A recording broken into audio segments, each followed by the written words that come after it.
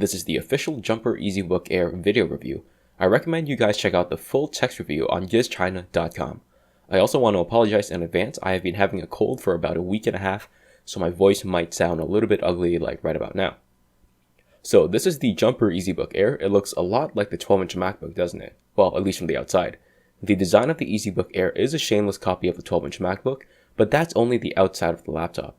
But that is also where the similarities end. It costs about $1,000 than the 12-inch MacBook. It runs Windows 10, it has a full aluminum body and some okay specs of a quad-core Atom processor, 4GB of RAM and 128GB of storage, and then a 1080p screen as well.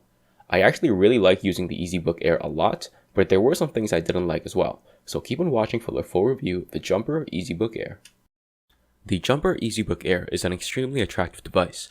The entire thing is made out of almost all aluminum and is smaller than an 8.5 by 11 sheet of paper. It tapers to an impossibly thin 4mm and somehow manages to feel solid at the same time.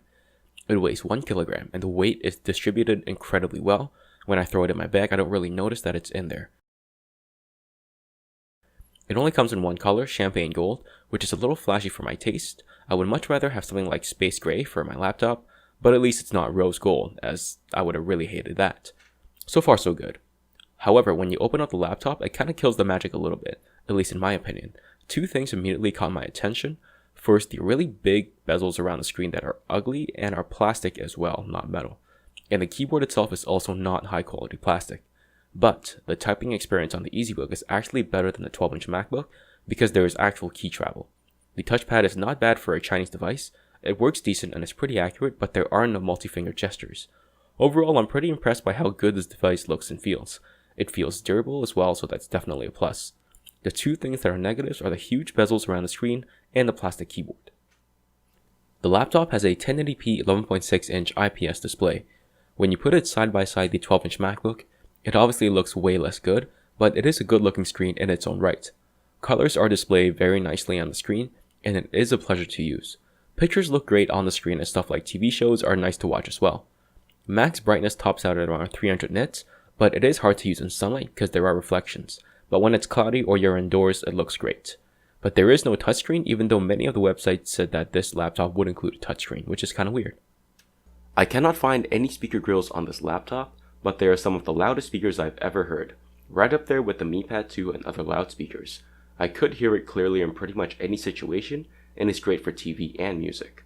Quality-wise, the speakers output average sound as well. Stuff doesn't sound spectacular, but it does enough to get by. One weird thing is that at loudest volume, you hear some buzzing coming from the speakers. However, lower it down a little bit and the buzzing is gone. Here is some sample audio.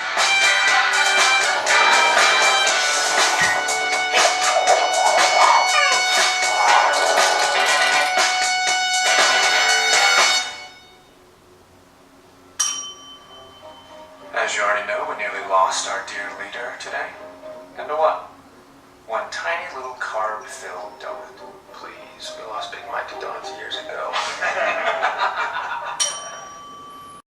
There is a smaller 8000 mAh battery on the EZBook Air, and because it's powering an 11.6-inch screen and the Atom processor, I'm not expecting great battery life here, but I hope it is at least good. I looped a TV show until the tablet died, and it died after 7 hours and 30 minutes. I then reloaded a webpage until the laptop died, and it lasted for 6 hours and 30 minutes. Those are definitely not great results. They are just a tiny bit above average compared to other Chinese tablets or laptops. I generally struggle to get through a full day meaning about 8 hours of screen on time with 16 hours of standby before it died on me. If I used it lightly or moderately, I could get through a full day pretty easily, but it won't hold up under heavy use. This should hold true for most other people as well, so if you are a heavy user, do bring the charger along with you. Windows 10 is pre-installed on the EZBook Air. I was hoping for dual booting with Remix OS since there was 128GB of storage, but we just have Windows 10 here. Windows actually runs really smoothly on the Jumper. Opening and closing apps, well, light apps like Internet, Chrome, Word, and TV, is pretty quick. I was able to multitask quite effectively, typing out the text review of this laptop, browsing the web, and listening to some music. An 11.6-inch screen is a little small compared to the EZBook Air's 14-inch screen, but the sacrifice is well worth it for how portable this device is. There is also a ton of storage available to you, and I found it difficult to run out of space. You can game on the laptop. I ran Asphalt 8, which is kind of intense for a cheap laptop like this, and it ran it pretty well, at low settings at least. but I would not recommend gaming other than light gaming on this device. The aluminum chassis acts like a giant heatsink for the laptop, meaning any heat is immediately transferred to the body of the laptop, well, at least the top right part of the keyboard, which isn't a bad thing, meaning the CPU is cooled pretty well. The laptop body gets warm, but it never gets hot, even during gaming.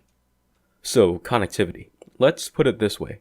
The wireless connectivity is pretty good, but the wired connectivity is pretty bad. The Wi-Fi chip supports wireless AC, which is the newest Wi-Fi band, and I do have an AC router, and copying stuff to and from the laptop is surprisingly fast, a lot faster than pretty much any other laptop or tablet that does not have wireless AC. But reception drops off pretty quickly the farther away you get, most likely because of the metal body. Wired connectivity, on the other hand, is pretty bad. You get a single USB-C port and a headphone jack, but at least Jumper bundled in a USB to USB-C adapter as well. To be honest, I was not bothered by the lack of ports, because this is not my main computer and I use it at like Starbucks and Burger King.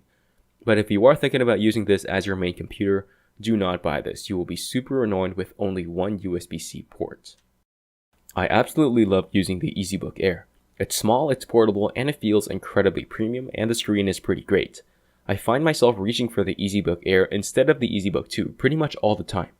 And I use it everywhere, the kitchen, the bed, the toilet. That does not mean the EZBook 2 is a bad laptop. It's just less portable and way less fun and convenient to use. But then again, the EZBook Air is not a perfect laptop. The biggest thing would be the lack of ports. It didn't bother me, but it will probably bother a ton of people. Remember, if you're thinking of buying this as your main device, think long and hard before making the purchase because you have only one USB-C port. One more thing is the price. At $289, this is on the high end of Chinese laptops. If you can swallow that price and the one USB-C port, you get an incredibly portable experience. If you can't, then check out the Jumper EZBook 2. It's a MacBook Air copy with 2 full-size USB ports and it costs $167. Thank you so much for watching. Thumbs if you liked it, subs if you love it, and be sure to share it with all your friends.